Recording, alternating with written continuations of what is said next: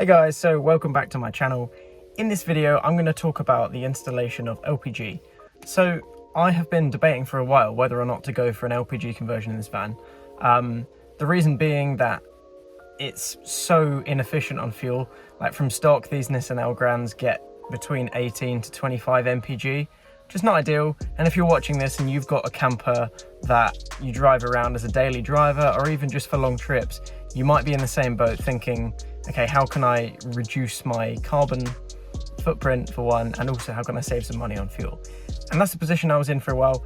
And to be honest, I thought the best bet would be LPG. So I looked into it, I did the costs, and I kind of worked out, and I realized that it's actually quite a viable option, like a lot better than you would think. So I'm going to be breaking down in this video exactly what was involved with the conversion to LPG auto gas in my Nissan Elgrand, how much it cost, how much money I'm going to be saving, and generally how the van drives after the conversion. So stick around for that. So first off, I just want to say that it was not an easy decision for me to pick because I was half tempted to stick out the petrol running in the car for a while. But then the thing that made the deciding factor for me was the fact that I just knew that A, I was spending so much money even on some short trips in this van, and B, I just figured that if I did the calculations, the sooner I got it done, then even though there's going to be an upfront cost, it was just going to save me money in the long term, and all the other benefits of saving fuel and emitting less carbon. It's all kind of good. So I'm going to explain to you now exactly the process that I had to go through to get my van converted to LPG. So LPG, if you don't know, is called auto gas. It stands for liquid petroleum gas, and it's a fuel that was very widely adopted across Europe until recent years. There has been a very slight decline, but there is still LPG available all across the UK, and especially in Europe, it's really widely adopted still. So the price of petrol or unleaded gas in the UK is currently around £1.50 where I am. And that's for the Supreme 99 octane fuel, which is what you're supposed to use or is recommended to use for these Nissan Elgrands, the van I've got, because it is a 3.5 litre engine. It's around 200 horsepower. It burns really, really hot, so it needs that higher octane fuel. So, you know, when the vehicle does 18 to 25 mpg, it's not all that efficient, and I'm driving from Bristol to London and spending sometimes £100, £200 on fuel in a weekend, which is a little bit ridiculous. So hence why when the option of LPG came into my mind, and I realized that LPG ranges from anywhere between 60p a litre to 80p at the more expensive ends, and maybe even cheaper than 60p sometimes, it got me thinking, well, if I can be spending X amount to get this installed, after a while, there will be a point where I break even and I'm saving money on fuel. Not only that, I'm led to believe that 70% less carbon is emitted because it's a cleaner burning fuel, LPG, than petrol. So that's kind of a win-win, because I like to be fairly conscious if I can. That may sound fairly hypocritical given that I've just bought a 3.5 litre van, but I try and do what I can. So yeah, I went ahead and got LPG installed. I got it installed this week, but before doing that, I did do some calculations to work out if it was going to be viable for me. So I figured out that for myself, I'm going to be doing between 10 and 15,000 miles a year, and at an average miles per gallon of 20 as an average, that is going to be costing me a lot of money if I'm paying £1.50 a litre for petrol. That being said, if I'm going to be paying 70p as an average for auto gas, then it's probably going to take me less than a year to pay back the costs of the £1,500 LPG conversion that I had to do.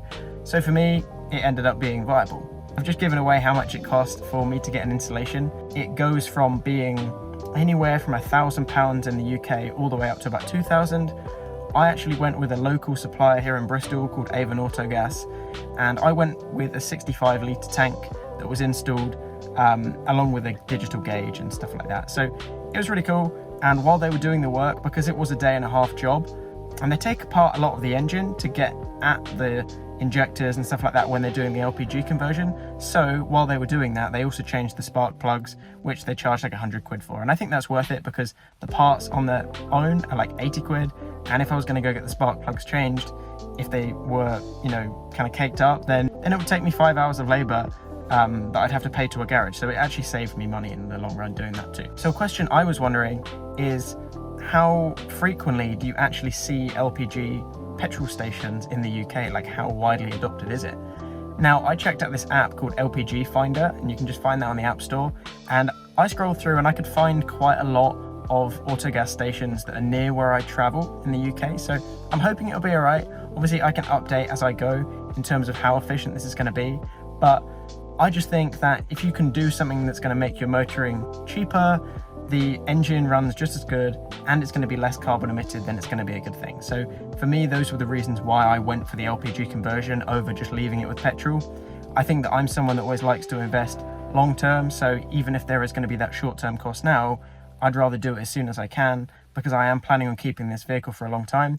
And that being said, I do see that the resale value of these vehicles is slightly higher with the autogas conversion, and also it seems to be a more desirable thing. So it's probably going to help me whenever I do end up selling the van, which is going to be a good thing. So they fitted a 65-litre tank under the back of the car, just where the spare wheel was going from stock. So the only downside, I suppose, is that there isn't the spare wheel where it was underneath, but it's small enough as a space saver that I can just fit it in the van, or just choose to not carry it if I wanted to on shorter trips. That's just a risk you can take. So you just fill up just at the bottom of the vehicle. There's like a little hole where you attach the gas to. Seems nice and simple, and I'm looking forward to testing it out and seeing how this vehicle actually performs on it. But so far, I honestly can't tell any differences in performance between petrol and the autogas. And honestly, it's actually kind of cleaner running. Like, the smell of the exhaust seems a little bit nicer, which I like.